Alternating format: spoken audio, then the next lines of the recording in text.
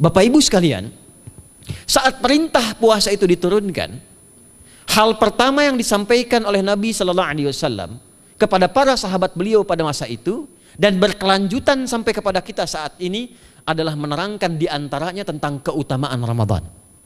Untuk menjawab sekaligus mengentaskan hoax yang pada saat itu dibangun oleh orang-orang Yahudi yang tinggal di Madinah. Jadi ketika mereka mengatakan orang Islam tuh nggak punya puasa, ikut kita. Ini puasa yang hebat, puasa yang bagus. Dijawab oleh Allah, turunlah perintah, ya ayyuhalladzina amanu kutiba alaikumus syiyam kama kutiba alal ladzina min qablikum la'allakum tattaqun. Setelah itu apa yang terjadi? Buka Sahih Al-Bukhari. Kitab yang ke-30.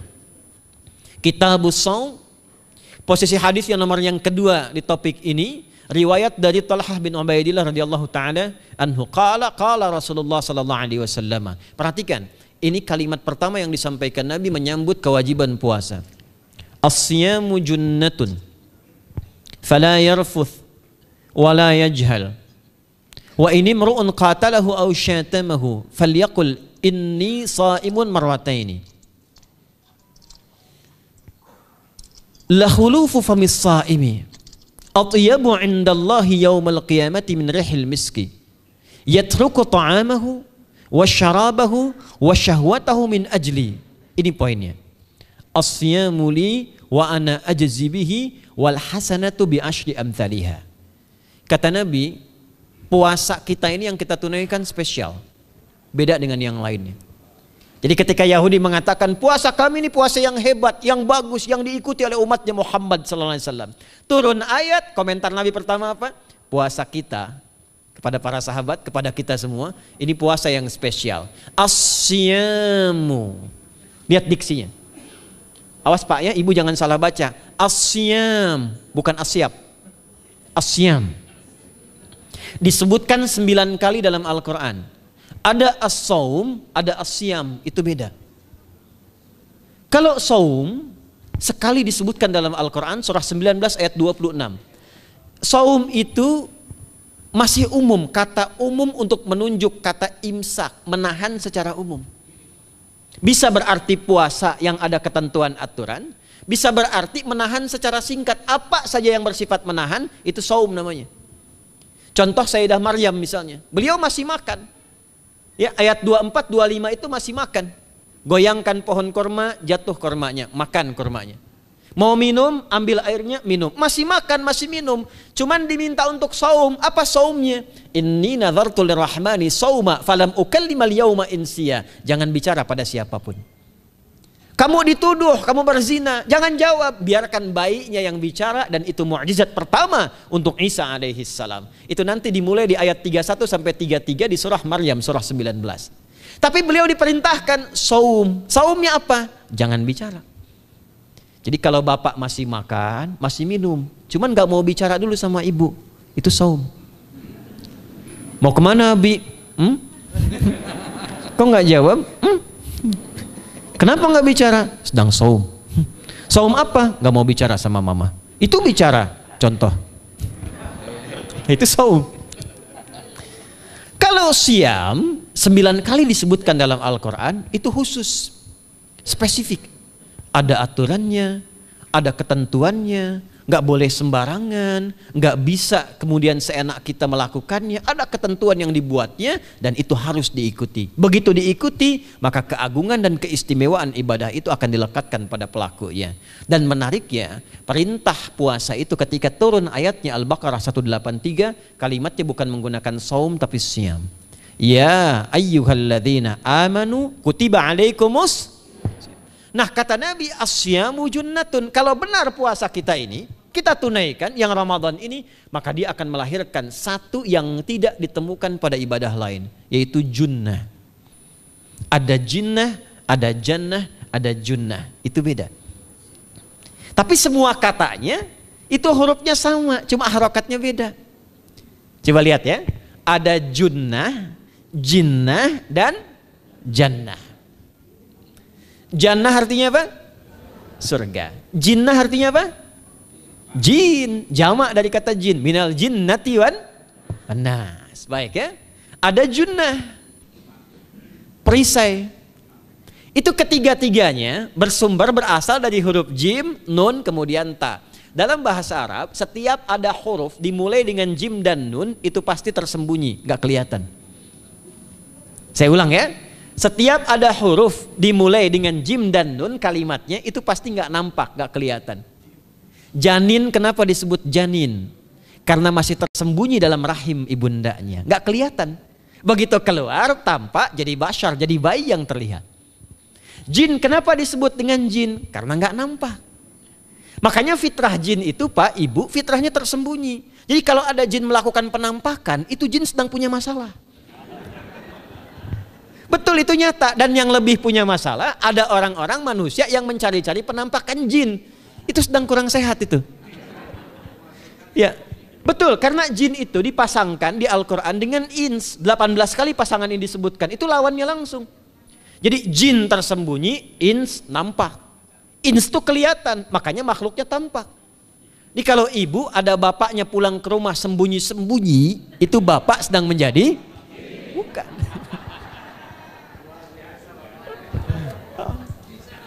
Kalau ibu sembunyi-sembunyi nyari dompet bapak, ibu sedang menjadi? Jin. Itu langsung pasangannya 3 itu. Ins itu seakar dari kata anisah, halus, lembut. Jin kasar, makanya disebut jin. Karena itu jarang ada orang kemasukan jin jadi lembut, tidak ada. Permisi mau ikut kajian sedang kemasukan jin, tidak. Kalau kata-katanya tidak meracau, tindakannya pasti kacau. Karena itu fitrah manusia itu pasti lembut. Kalau ada orang kasar pasti ada yang salah dalam pergaulannya. Balik. Itu jin. Jannah, kenapa disebut jannah? Karena belum tampak sekarang.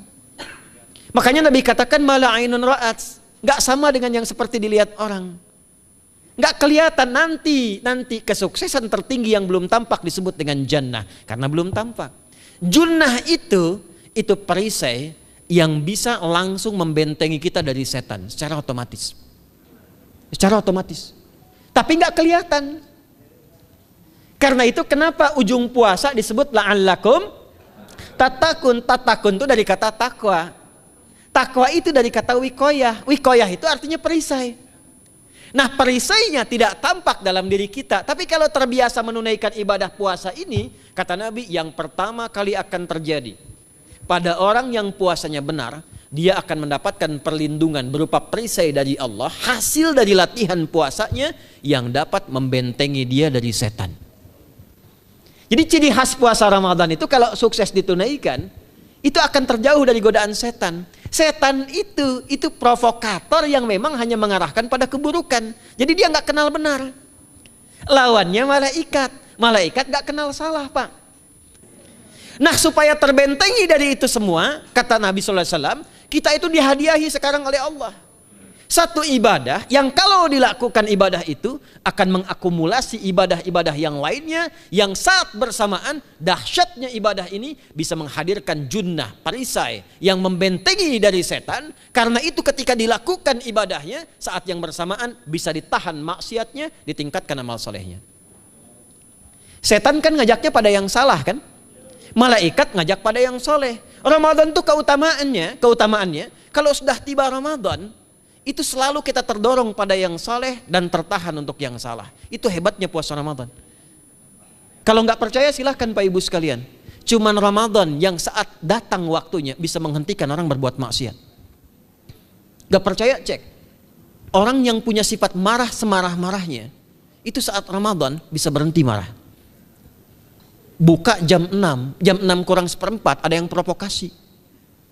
Dia bisa tahan marah tuh, istrinya bingung, tumben Pak nggak marah, entar habis maghrib. Bisa ditahan. Orang dusta bisa nggak dusta. Dan saat yang bersamaan, teman-teman sekalian, Bapak Ibu, itu bisa terdorong berbuat meningkatkan amal soleh. Sekarang kita keluar dari sini, ada yang minta, belum tentu dikasih. Nanti Ramadan tiba, sudah nyatet berapa yatimnya, berapa du'afanya. Amal soleh naik. Sekarang ada orang ketinggalan sholat fardu terlambat masih biasa. Ramadan ketinggalan sunnah itu gelisah. Betapa ibu-ibu para pejuang yang sangat luar biasa itu berjuang memperebutkan saf pertama setelah maghrib untuk menaruh sejadah. Ah, ini pelakunya nih. Tapi itu hebat, Bu. Saya tanya ibu kalau berjuang naruh sejadah setelah maghrib atau bahkan sebelum maghrib, itu sejadah disimpan di saf itu untuk ngejar sholat apa? Tarawih, bukan isanya. Saya tanya pada ibu, tarawih itu hukumnya sunnah atau wajib? Sunnah. Ramadan tuh jangan, kan yang fardu, ketinggalan sunnah bisa gelisah. Itulah Ramadan. Dan pada saat itulah ketika amal soleh dikerjakan, amal salah ditinggalkan, datanglah junnah, itu perisai yang mengikat setan. Itu yang dimaksudkan di hadis Muslim. Di topik yang ke-13 namanya Kitabus Syam. Hadis yang pertama dari sahabat Abu Hurairah.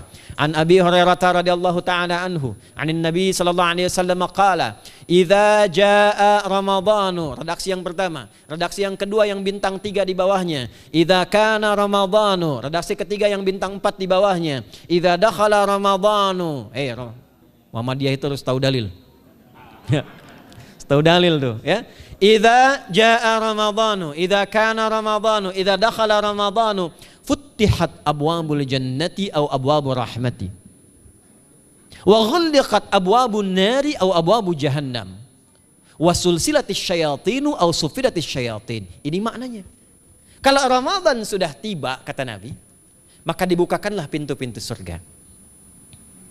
Para ulama berbeda pendapat dalam tafsir tentang hadis ini. Pintu-pintu surga ada yang mengatakan real dibuka. Ada yang mengatakan dengan penafsiran metafor. Pintu surga itu pintunya lewat amalan. Ada 8 pintu surga kata Nabi dalam hadis yang lain. Ya, fil jannati thamaniyatu abwabin, fiha babun yusamma ar-rayanu, la yadkhuluhu illa as-shaimun, fa idza dakhaluhu ughliqa. Di surga itu ada 8 pintu surga. 8 itu ternyata di hadis lain pintunya semua amal soleh. Ada pintu sholat, pintu puasa namanya ar-rayyan, ada pintu sedekah, pintu zakat, pintu haji. Jadi kita itu sekarang fastabiqul khairat. Kenapa ada moto fastabiqul khairat? Itu kan diambil dari Al-Baqarah ayat 148. Siapa yang pengen memburu surga, buru di amalannya. Mungkin gak semuanya bisa dikerjakan. Kalau tidak semuanya, ambil salah satu yang paling disukai, konsisten di situ. Walikulli wijhatun huwa muwalliha. Setiap orang pasti punya kecenderungan untuk beramal. Ada yang senang puasa, ada yang senang tahajud, ada yang senang sedekah. Fastabiqul khairat, silahkan berburu, berlomba untuk mengerjakan apa yang disenangi itu. Itulah pintu surganya. Nah, saat Ramadan, semua pintu surga itu dibuka, Pak. Makanya kita senang kerjakan, sholatnya meningkat, sedekah meningkat, ngaji Quran meningkat. Saat yang bersamaan pintu neraka ditutup. Ada berapa pintu neraka? Ada berapa? Kalau pintu surga berapa tadi? 8. Hadisnya jelas, sahih dalilnya. Pintu neraka berapa? Bukan. Pilih. 6 atau 8? Yang 6 angkat tangan. Bukan 6, bukan 8, 7. Dalilnya apa? Dalilnya Quran surah Al-Hijr, surah ke-15. Ayat ke-44. Surah ke-15 Al-Hijr ayat ke-44. Neraka ada 7 pintu. Dan dalam setiap pintunya nanti ada 19 malaikat yang menjaga. Alaiha tis'ata asyar. 7 pintu ini khusus Ramadan ditutup. Dan hati-hati, nama neraka itu ada 2 nanti. Neraka yang membakar, ini mungkin jadi baru informasinya bagi sementara orang. Neraka yang membakar dan neraka yang membekukan. Jadi ada 2 sifat. Saya ulang ya, neraka yang membakar dan neraka yang membekukan. Yang membakar disebut dengan Jahannam, yang membekukan disebut dengan Zamharir namanya. Zamharir. Jadi kalau ada orang masuk neraka, itu cuma 2 pilihannya, dibekukan atau dibakar. Jelas ya? Makanya kita dikasih pendahuluan, ada musim panas, musim dingin. Supaya merasakan, nih orang musim dingin nih pakai lapisan-lapisan baju. Musim panas cari pendingin. Kamu sekarang cari pendingin, kata Allah, di neraka nggak ada AC. Kamu sekarang pakai berlapis-lapis, di neraka beku. Jahannam itu nama apinya. Jadi nar yang membakar itu nama apinya Jahannam. Jahannam itu nama apinya. Untuk membedakan dengan api yang ada di dunia dan api yang bahan bakarnya jin dan setan saat diciptakan. Setan itu dicipta dari api. Ya, setan kan asalnya dari iblis. iblis dari jin. Setan Al-Baqarah ayat 36. Dari iblis Al-Baqarah 34. Iblis dari jin, Quran surah Al-Kahf ayat 50. Kana minal jinni fa fasaqa an amri rabbi. Jin dari api yang menyambar-nyambar, Quran surah 15 ayat 27. Wal janna khalaqnahu min naris samum. Karena narnya narus samum, maka apinya mesti beda. Karena itulah nanti nerakanya yang membakar disebut dengan jahannam. Pintunya 7, namanya banyak. Ada sa'ir, ada lava, ada neraka hutamah. 7 pintu, besarnya disebut dengan jahannam. Khusus Ramadan tutup. Ramadan tutup. Wasulsilati syayatin. Setan itu dibelenggu, diikat rapat. Bagi orang yang mau puasa benar. Awas hati-hati. Bagi orang yang mau puasa benar, karena itu kalimatnya asyamu junnatun. Kalau benar puasanya, metafornya amalan dia bisa mengikat setan. Tapi kalau puasanya nggak benar, tetap digoda juga. Makanya jangan heran, walaupun Ramadan tetap kotak infak ada yang hilang. Sendal ada yang hilang. Karena puasanya bukan siam, puasanya saum. Sedangkan diksi Nabi yang mengatakan asyamu junnatun. Puasanya yang harus benar. Nanti kita belajar fikih setelah itu. Saya ingin pendahuluan dulu ya. Setelah itu apa yang kata Nabi katakan? Ini masih mukadimah ya kita ya. Ini luar biasa nih. Ya. Jadi keutamaan Ramadan itu dahsyatnya dengan puasa biasa. Kata Nabi, kalau orang benar puasanya, bebas dia dari setan. Bukan nggak digoda, Allah kasih benteng sehingga setan nggak tembus kepada dia. Itu satu. Itu keutamaan Ramadan. 2, teruskan dulu langsung ke ujung hadisnya saja ya. Kalau yang tadi nanti latihannya fala yarfus fala yajal, itu latihan. Yang kedua, Allah langsung yang mengatakan dalam hadis qudsinya, asyamu li wa ana ajzi bihi. Khusus Ramadan, kalau ditunaikan dengan benar, maka semua yang puasa itu aku langsung yang memberikan takaran pahalanya. Sekarang kita hitung-hitungan dikit ya. Bapak Ibu kan senang hitung. Tadi bangun aja kan dihitung kan. Ya, dapatnya sekian, kurangnya sekian, ya usahanya sekian. Sekarang kita ngitung pahala nih. Ada rumus hitung pahala dalam Al-Quran. Ya, saya tanya sebentar. Kalau satu kita kerjakan ibadah, pahalanya berapa? 10. Dalil. Apa dalilnya? Quran surah ke-6 ayat 160. Man jaa baik bil hasanati falahu asyru amthaliha. Siapa yang melakukan satu perbuatan hasanah. Hasanah itu perbuatan baik yang bernilai pahala. Itu hasanah namanya. Pahalanya disebut ajrun namanya. Lahum ajrun ghairu mamnun. Jadi perbuatan baik yang bernilai pahala disebut apa? Hasanah. Ya, eksekusinya, implementasinya disebut amal soleh. Pahalanya, hitungannya disebut ajrun namanya. Jamaknya disebut dengan ujur.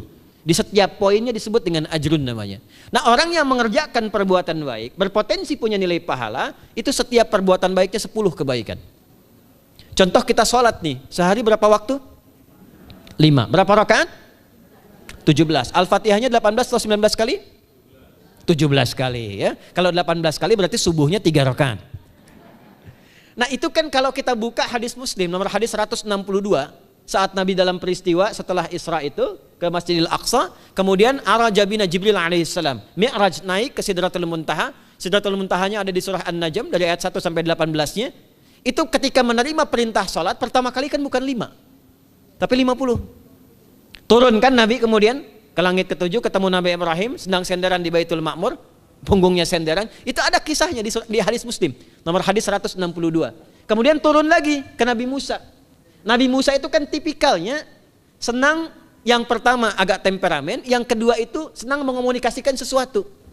Makanya ketika dengan Khidir alaihi salam itu senang, ya, kritisnya itu muncul kepada Nabi Muhammad ketika turun dari Sidratul Muntaha ke langit yang ke-6 itu ketemu Nabi Musa, ditanya, Muhammad SAW dapat apa tadi? Sholat. Berapa waktu? 50. Kamu tahu nggak? Umat saya itu kekar-kekar besar-besar. Segitu aja nggak kuat, apalagi umat kamu yang kayak kita sekarang nih. Minta lagi diskon sama Allah katanya. Naik tuh, minta lagi. Singkatnya 9 kali naik. Setiap naik dikurangi 5. 9 kali 5 berapa? 45. 50 kurangi 45 berapa? 5. Turunlah 5. Sampai 5 pun Nabi Musa masih komennya begini, minta lagi aja diskon. Kata Nabi, saya kurang enak lah, malu saya. Sudah diberikan yang paling pokok 5, dan itu pun belum selesai. Dengan senyumnya kemudian, lihat ini indahnya. Setiap 5 itu Allah menetapkan, setiap satunya punya 10 nilai. Jadi kalau kita kerjakan 5 waktu dikali 10 berapa? 50. Itulah dahsyatnya umat Nabi Muhammad karena keutamaan nabinya. Walaupun 5, nilainya tetap setara dengan yang umat Nabi Musa 50 kali. Karena itu keutamaan Nabi Muhammad itu sangat luar biasa. Sampai nanti dipuji Allah oleh begitu tinggi. Sifatnya, rasanya di ujung surah At-Taubah itu. Akhlaknya di surah Al-Qalam itu. Dan karena kemuliaan ini kita dapat barakahnya. Percikan keberkahannya. Apa itu? Ketika Ramadan yang puasa-puasa lain standar. Puasanya umat Muhammad SAW, setiap puasanya itu pahalanya dilipat gandakan tak terbatas. Allah langsung menilai keikhlasan pada hambanya. Paling minimal kalikan 10 kali lipat lagi dari hari biasa. Wal hasanatu bi asyri amthaliha. Jadi kalau sekarang baca Quran sekarang ini, satu hurufnya berapa? Tahu dari mana? Ya, di At-Tirmidzi nomor hadis 2910. Man qara'a harfan min kitabillahi falahu asyru hasanat. Setiap ada orang baca satu kitabullah dengan syarat dia mukmin, muslim, baca satu huruf dari kitabullah, dapat 10 kebaikan. Satu hurufnya 10, Bu, Pak. Walam aqul alif lam mim harfun, saya tidak katakan kata Nabi alif lam mim satu huruf. Walakin alifun harfun, lamun harfun, mimun harfun, walikulli harfin asyru hasanat. Tapi alifnya satu huruf, lamnya satu huruf, mimnya satu huruf, setiap hurufnya 10 kebaikan. Saya kalau ada papan tulis, saya turunkan ini pakai syarah ilmu arud. Itu dahsyat lagi. Arud itu menuliskan apa yang dikatakan, bukan menuliskan simbol yang ditunjukkan. Jadi kalau kita bilang alif, tulis alif. Dan alif itu kan ada 3 huruf, hamzah, lam, fa. Hamzah berapa huruf? Tulis lagi hamzah. Itu baca Quran kalau ikhlas, pahalanya berlipat. Paling standar satu hurufnya 10. Dan hampir nggak ada orang baca Quran cuma 1 huruf. Nun. Udah dulu 10 lumayan. Nggak ada. Pasti banyak itu. Dan Ramadan lebih meningkat lagi. Dan dikalikan 10 lagi, itu paling standarnya 1 huruf 100, Pak, Bu. Makanya Ramadan tuh limpahan pahala. Rugi orang kalau nggak ibadah saat Ramadan itu. Nabi aja itu tadarusan Quran sekali khatam. Saat tahun meninggalnya 2 kali khatam untuk ngejar kemuliaan-kemuliaan, contoh bagi kita. Itu Ramadan. Jadi ini yang pertama menjadikan kita mesti sadar Ramadan beda dengan bulan biasa. Maka disampaikan oleh Nabi yang pertama ada pelipat gandaan pahala. Yang kedua ada perisai yang bisa menjauhkan kita dari setan. Yang ketiga, saya tutup mukadimahnya. Yang ketiga, hanya Ramadan yang siang malam melahirkan ampunan Allah Subhanahu wa taala. Siang malam. Kita kalau mau nyari ampunan itu bisa kapanpun minta ampun. Tapi ada waktu-waktu yang sangat strategis dan tempat-tempat yang sangat efektif mempercepat mengabulkan doa. Contoh waktu misal sepertiga malam. Itu cepat terkabul doa, hadisnya qudsi. Di antara azan dan iqamah. Waktu singkat di waktu Jumat, ada yang menafsirkan antara duduk khutbah 1 dan 2, ada yang menafsirkan waktu asar menjelang ke maghrib. Dan itu nanti sepeninggal Nabi ada di antara istri Nabi SAW memburu waktu singkat yang luar biasa ini untuk berdoa. Hafal doanya ya. Allahumma qfina bihalalika an haramik wa aghdina bi ta'atika an ma'siyatik wa bi fadlika amman siwak. Itu dibiasakan di hari Jumat dibacakan. Ya, hafal nggak? Nah, nanti diputar lagi videonya ya, kan ini kita sampai ini lihat lagi. Ya, kembalikan. Ada yang sifatnya tempat. Mihrab itu mustajab. Makanya kenapa imam itu di mihrab? Karena mewakili makmum untuk berdoa. Karena itu pilih imam yang betul-betul paham fikih salat, bagus bacaannya dan ngerti fikih salat supaya dia sebelum salat melihat ke belakang. Itu bukan cuma merapatkan barisan, tidak, untuk melihat siapa yang salat. Apakah tahan berdiri lama kalau dibacakan bacaan panjang? Atau ada yang buru-buru. Lalu bacaannya apa yang sesuai untuk makmumnya? Itu fikihnya. Karena itu tempatnya di mihrab. Dan mihrab itu viral, tempat yang cepat mengabulkan doa. Maryam itu punya mihrab. Nabi Zakaria saat minta keturunan, itu mohon kepada Allah di mihrabnya Maryam.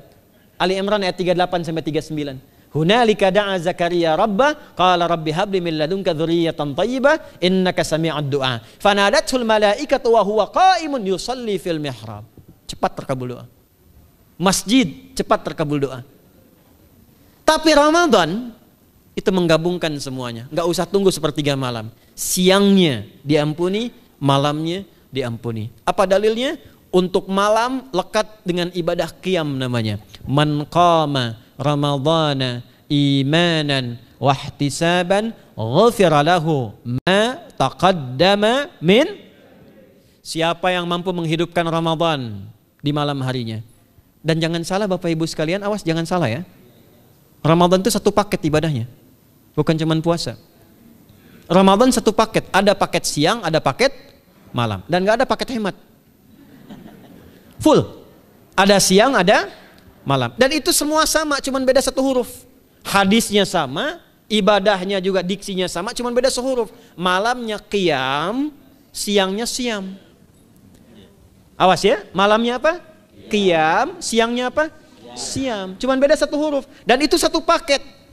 Jadi kalau Anda tertinggal, jangan Anda lah, jangan kita. Kalau ada orang yang tidak mengerjakan semalam, misalnya qiyamnya, cuman siamnya, sah puasanya, benar sesuai rukun, sah. Cuman tidak sempurna keutamaan Ramadannya. Karena itu Allah mengatakan kalau sedang puasa, sempurnakan dengan ibadah malamnya. Itu ada di Al-Baqarah ayat 187.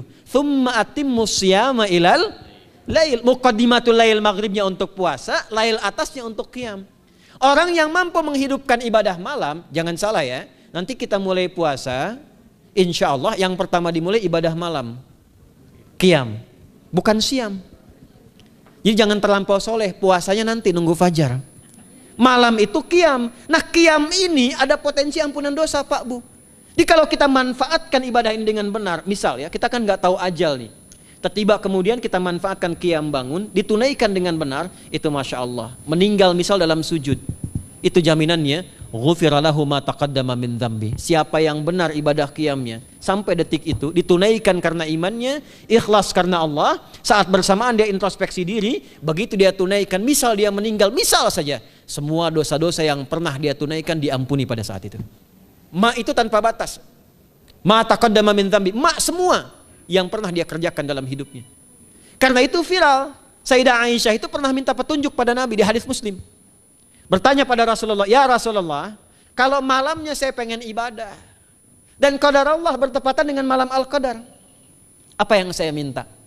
Itu sampai diajarkan oleh Nabi doanya, dan doanya sahih. Di At-Tirmidzi dikuatkan lagi dengan lebih lengkap redaksinya.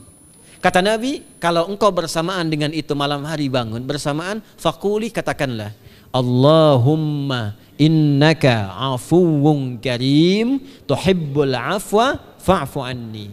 Nanti di hadis yang Muslim, Allahumma innaka afuwun, di At-Tirmidzi ada kata karimnya, innaka afuwun karim tuhibbul afwa fa'fu anni. Itu malam Bu. Biasanya nunggu sepertiga malam, waktu sahar. Ya, jadi waktu sahar itu waktu singkat menjelang fajar. Kalau subuh sekarang 4:08, itu kira-kira sahar tuh jam setengah 4 lah, ya, 3:30 sampai jam 4 itu namanya sahar, bukan lail. Kalau lail dari ba'da isya sampai sahar. Sekarang isya setengah 8 misalnya, jam 8 tuh sampai setengah 4 namanya lail. Jelas ya? Lail tuh malam, jamaknya layali. Turunannya lela, lili, lala itu malam. Ya, ibu leli, ibu malam-malam gitu ya. Gitu. Nah itu waktu menjelang fajar setelah lail sahar, jamaknya ashar. Ashar itu disampaikan di Al-Quran waktu terbaik untuk istighfar. Quran surah 51 ayat 18. Wabil ashari hum yastaghfirun. Yang biasa istighfar berpeluang dapat ridho Allah dan disiapkan surga terbaik melebihi kemewahan dunia. Itu ada di ayat ke-16, 17, 18. Ya, dari ayat 15-nya, 16-nya, 17-nya adalah untuk yang saharnya, 16-nya itu kalimatnya.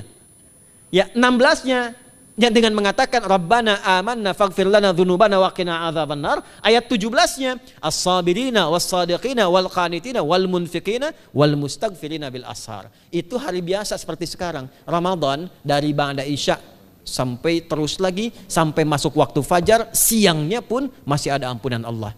Man shoma ramadhana imanan wahtisaban ghufira lahu ma taqaddama min. Saya tanya sekarang, siapa yang enggak punya dosa boleh angkat tangan? Yang dosanya banyak boleh angkat tangan. Tuh, saking banyaknya kita nggak bisa ngangkat. Sekarang rubah kalimatnya. Yang ingin masuk surga angkat tangan. Insya Allah. Yang ingin surga Firdaus angkat tangan. Tuh. Maka ironi itu tampak dalam perilaku kita. pengen ke surga, tingkatan Firdaus, tapi ngaku dosa banyak. Itu dia.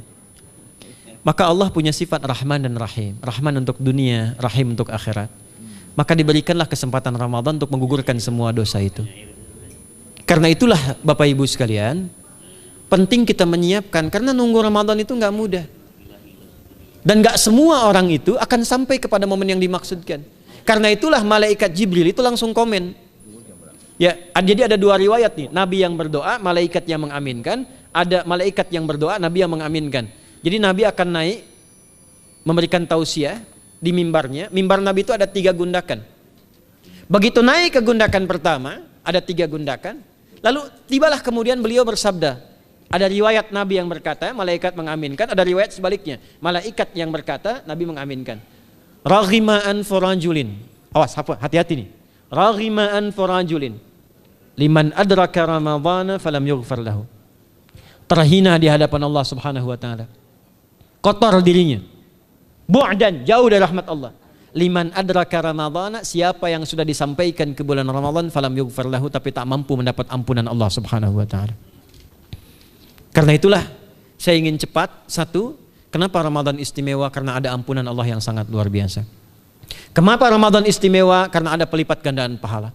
Kenapa Ramadan istimewa? Karena ada peluang untuk menjauhkan dari setan. Dan yang terakhir, Ramadan istimewa karena semua waktu siang dan malam mempercepat terkabulnya doa. Itu yang dijamin di ayat 186 dalam rangkaian ayat Siyam dari ayat 183 sampai 187. Ayat 186-nya khusus untuk mempercepat terkabulnya doa. Wa idza sa'alaka 'ibadi 'anni fa inni qarib. Ujibu da'watad da'i idza da'an. Falyastajibu li wal yu'minu bi la'allahum yarshudun. Tafsirnya apa? Hadis Nabi sallallahu alaihi wasallam. Thalathatun la turaddu da'watuhum. Al-imamul 'adil was-sha'ima hatta yuftira. Wa da'watul mazlum. 3 golongan yang doanya sulit sekali ditolak. Yang pertama imam yang adil, yang kedua adalah orang puasa sampai berbuka, dan ketiga doa orang yang terzalimi. Jadi kalau Bapak Ibu pengen cepat dikabulkan doanya secepat kilat, maka jadilah pemimpin yang adil. Kalau belum mampu, latihan puasa. Kalau belum mampu lagi, banyak-banyak terzalimi dan berdoa. Ya.